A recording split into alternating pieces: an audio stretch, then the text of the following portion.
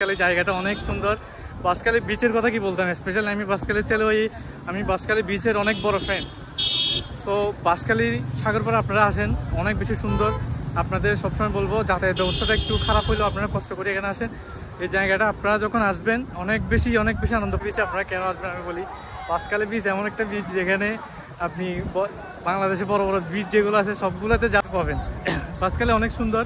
বাঁশখালীতে মোটামুটি অনেক মানুষ এখন ভালো ভালো রেস্টুরেন্ট, ভালো ভালো জিনিস এখানে আসলে পাওয়া যায়। দেখেন কত কত মানুষের ভিড়।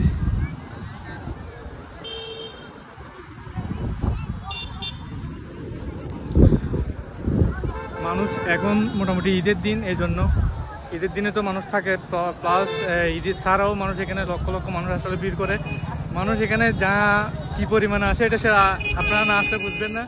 বাঁশখালীর শুধু যে বাঁশখালী বিচে আসার জন্য যে রুট ম্যাপটা আসলে একটু ফালতু অবস্থা, এটা যদি ভালো করতে পারে অনেক অনেক কিছু করা যাবে। আরও অনেক মানুষ নিয়ে আসছি, আমার ফ্রেন্ড সার্কেল সবাইকে নিয়ে আসছি। সবার রিভিউ ছিল অসাধারণ। আমি বাংলাদেশে অনেকগুলো বিচ সাগর পাড় আছে, আপনারা জানেন, সমুদ্র সৈকত আছে। সমুদ্র সৈকতে বাঁশখালীটা আসলে অনেক দিক দিয়ে এখন মানে অনেক সুন্দর, আপনাদেরকে বলে বোঝানো যাবে না। সো দেখেন বাঁশখালীর কিছু দিয়ে দেখায় আপনাদের।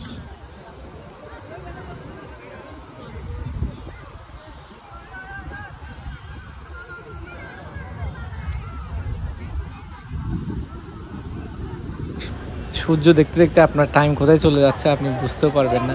এদিকে মানুষ খেলতেছে, এদিকে মানুষ হাঁটতেছে, এদিকে মানুষ ছবি তুলতেছে, এদিকে ভিডিও করতেছে। দেন এই জিনিসগুলো দেখতে দেখতে আপনি অনেক বেশি আনন্দ পাবেন। সত্যি এখানে আমরা অনেক বেশি আনন্দ করেছি। এত রেস্টুরেন্টে খাচ্ছি আমরা, খাওয়ার পর বেরোলাম। এবার হচ্ছে ব্যাক করার পালা। ব্যাক করার পর আমরা অলরেডি গাড়িতে উঠে গেছি, সিএনজি দিয়ে করে গেছিলাম আমরা। দেন এখন গাড়ির থেকে আপনাদের ভিউটা দেখাচ্ছি।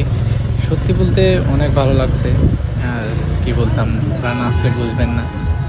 লাস্টে একটু সিন নিয়েছিলাম সুন্দর করে। টাটা।